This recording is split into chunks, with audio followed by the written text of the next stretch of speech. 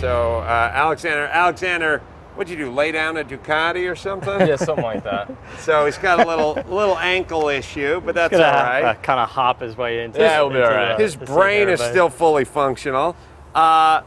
This is one of the first cars that I purchased when I became a C-list celebrity. I said I'd always seen these cars. I always thought they were cool, the E30 M3 BMW, and I thought this was my first collector car purchase I ever made. Was one of these cars. Mine was silver and the black. You find a lot of them in white, red, charcoal, and a few less in the silver. They're great looking cars because I think the consensus amongst the hardcore fans is BMW, everything just sort of turned into a bar of soap at a certain point. Yeah. As cool as the M3s are and always were, this was a very Euro looking M3. The seats, the gauges, the flares. The flares are very such few- the standout feature, right? Like you Yeah. can see this car from in a lineup of every other BMW just from the flares and know that that's something special. There's very few parts on this car that were standard on the regular 3 Series because they had to do all new fenders, new rear deck lid, I think even. Well, the roof hood. was new. Like you would never do a different rear window roof situation. Yeah. If you're going after economy, you just stamp all the 3 Series out of one press, and then you'd add some rims and a brake package. And if you're Pontiac, a fake air scoop and some kind of stupid badging on the back, and that'd be it. It'd have the same motor and everything else. Right. So these things by today's standards, and even by those days' standards, are a little underpowered. They're more of a finesse car. But I think they have a 2.3 that had about 187 or 190 horsepower. They do make an Evo like 2 and an Evo 3 or something, and you can get them up to like 2.7 and get some 235 horsepower out of them or something like that. They handle pretty well though. You know, like for like tight canyon running and stuff like that, they're actually a blast. You can actually go through the gears and things like that. They're fun for that. Straight line. They're not gonna beat a new Corvette or anything.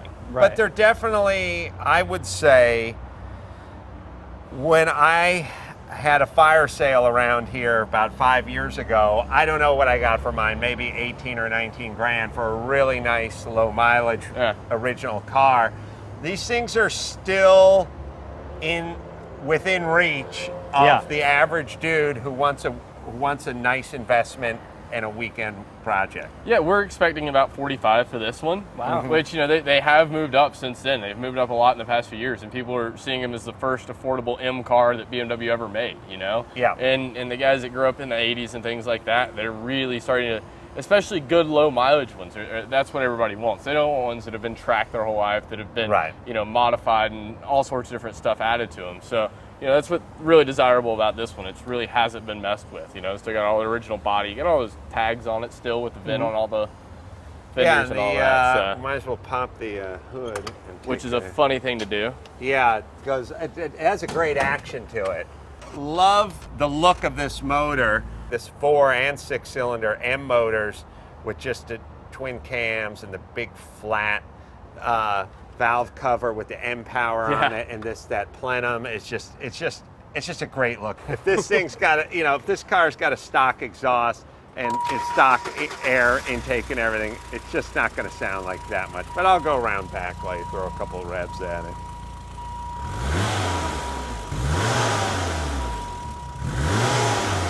It doesn't sound like a stock 3 Series. No, and got a lot more to it than a stock 3 Series at the time. And guys really love these cars. Like, I mean, it's really, you get a lot of thumbs up when you're driving them. You see a guy driving around in a BMW 7 Series, you go, okay, that's a rich guy. But you see a guy driving around in the Audi 8 Series, the 4-door, and you go, that's a smart guy. Yeah, that he's a car guy guy. knows what he's doing. And I always see that guy and kind of go, all right, that guy knows this. He didn't just tell his assistant to go find some big BMW with an extended wheelbase. That guy's done his homework. And this car is one of those cars where when people see you drive it, the right people, they go, okay, that guy likes his car. Yeah, He knows you what he's bought it doing, yeah. Specifically, like you knew what you wanted when you were getting it. It wasn't just something you stumbled across a lot and be like, Yeah, your "That's the grandmother isn't going to BMW." accidentally go out and buy one Right. of these. You know, Right. That's for sure. It's not a little red convertible and you're trying to get laid. It is, you're trying to get laid, but from other car guys. Yeah. That's the problem. That's the problem. Problem. All right, now, Right. scary German, drunken car guys. Now, going from little and red, and speaking of little and red, now To we're going tinier. to the Jolie.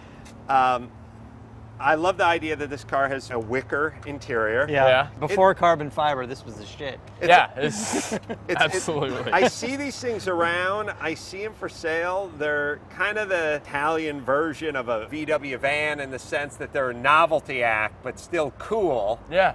And still a conversation piece. And you're not going to go carve up Mulholland on it. But these things are really cool pieces. And the thought I have about this car is, in one way, it's the ultimate car to smoke in because it's just wide open. And in another way, it's the worst car ever to smoke in because everything's flammable. Yeah. Right. Everything's made out of wood or fabric. It looks like an amusement park ride. They made a 500cc and then they made a 600cc. Actually, I had an LA bus driver pull up next to me and ask me what it was the other day. And you don't have it. Never have that happen. Right. if you wanted to take his bus, it would fit on the bike rack in front. Yeah, Right in the front. It would not exceed the weight limit. it We was have had to designed move for. these at auctions, and it's easier just two guys to pick up the front bumper and twist it around than it is to go get the keys for it and move it. You know. So what do you think? What's the estimate at the This auction? one's for this? 60 to 80,000. Wow. They've come in strong in the past couple of years. We've sold a couple for over 100,000. You know, and it's just kind of the ultimate. You get a toy. lot for the money. Yeah. Yeah, it's the perfect car to keep at the Hamptons or at the Vineyard or wherever, that kind of stuff. And that's what they were made for. They were made for really, really rich guys to keep on their boats in the French Riviera. And really, to keep on their boats. So that's why they were so light. They could keep them on their boats so they could drop them at the dock. So it's interesting because we were talking about the Lamborghini LM, all-wheel drive, or I think the four-wheel drive, or I think it's a four-wheel drive car. Yeah, I think they are. We were talking about that as kind of the super car for the rich Arab oil guy who wanted to go 120 miles an hour in sand with air conditioning on, and put the optional 50 caliber machine gun turret in the rear in case there's necessary. some neighboring tribes that weren't so happy with them. So that was like the ultimate rich guy, vehicle. And this is sort of the ultimate rich guy vehicle in its way too, because this is sort of like the guy who's got the giant double stacker race trailer with all the awnings and trimmings and fans and bells and whistles, and then he's got the Trail 70 Honda that he uses to get around the pits in. It's kind of it's like what a handbag is to a very expensive, nice outfit. So I didn't know that this was like literally keep it on the yacht and use it to drive around the French Riviera. The Agnelli family, that's what he built it for. He had designed it and built it so he could keep it on his 85-foot sailboat. Well, it's true. You can just keep going. Ah, yeah. Now, is this the 5 or the 600cc? This is the 500cc. And it's powered by, I'm guessing, a motorcycle engine, or? Yeah, it was the same thing that was in the 500 Cinquecentes. Uh-huh. So it's the Cinquecente chopped up and modified, basically. Wow. It's actually harder So to see it's actually with a lot the top. sportier than a Cinquecente because it's got a lot less weight. Right. Don't listen get to blown that. away back there. Watch that out. baby scream. Can't wait to see this on the track at Goodwood next year. He won't be sliding off. All right, so the auction is the 31st from the 31st, August 1st, and August 2nd. This is the Burbank auction. So That's July coming up right 31st. now. RM. And then we'll see you at We'll be there. We'll see you. We'll see 16th you. and 17th Of of August. August in Monterey. In Monterey. We'll be the drunk guys wobbling around. leaning You over won't the be the cars. only one. It's fine. Wobbling around, the cars are there. And it's Burbank. It's basically across the street from the airport. If you're, hey man, if you're listening and you're in. Okay. All right. If you're in, I don't know, Phoenix, and you want to hop on a Southwest flight and land in Burbank, and literally just walk across the street. Yeah. Like, you don't need a rental car. Yeah, You'll you be come back in for by the dinner. day easy. Yeah, if I was in Phoenix, I'd fly in at 11 in the morning. I'd go across the street. I'd look at some cars, maybe buy one and drive it back. There you go.